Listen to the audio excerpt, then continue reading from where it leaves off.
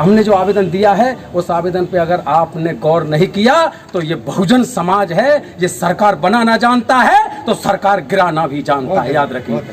और जो घटना हुई है, चाहे वे ऊना की घटना हो, सहारनपुर की घटना हो, या पूरे देश में, इस देश में जिनकी 85% जनसंख्या है भारत में, ऐसे बहुजन समाज के लोगों पे, अनुसूचित जाति जनजाति के लोगों पे, आदिवासी पे जो जुल्म जायती पिछले सन 1950 से भारत का संविधान जब से लागू हुआ है, जब से मानव आज़ाद हुआ है, मानव अधिकार आयोग बना है।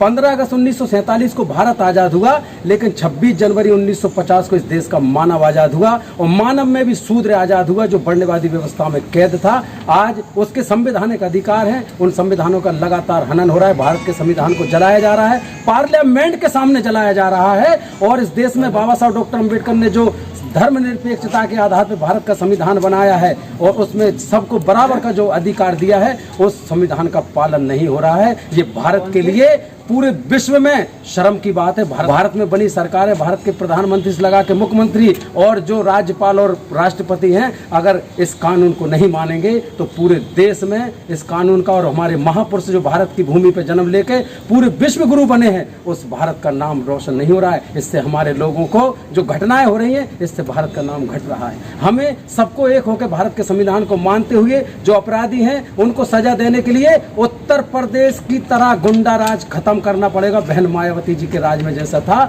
हम ऐसी मांग करते हैं आपके चैनल के माध्यम से कि दोस्तों, जुल्म करने वाले से जुल्म सहने वाला ज्यादा गुनहगार होता है। जब तक बच्चा रोता नहीं है, माँ भी उसे दूध नहीं पिलाती। फूल वही चुन पाता है जो कांटों से टकराता है। अधिकार मांगने से नहीं मिलता, अधिकार तो छीना जाता है। अगर हमारे इस ज्ञापन की जो अहिरवार समाज ने दिया है, हमारे बहुजन समाज पार्टी के प्रदेश अध्यक्ष ने भी दिया है, ट्विटर पे बहन जी ने भी दिया है, और जो समाज से जुड़े लोग हैं जो लगातार आंदोलन कर रहे हैं, भीख मांगते रहते हैं, हमें न्याय दो। मेरे दोस्तों, हमने जो आवेदन दिया है उस आवेदन पे अगर आपने गौर नहीं किया तो ये बहुजन समाज है, ये सरकार बनाना जानता है तो सरकार गिराना भी जानता है, याद रखिए।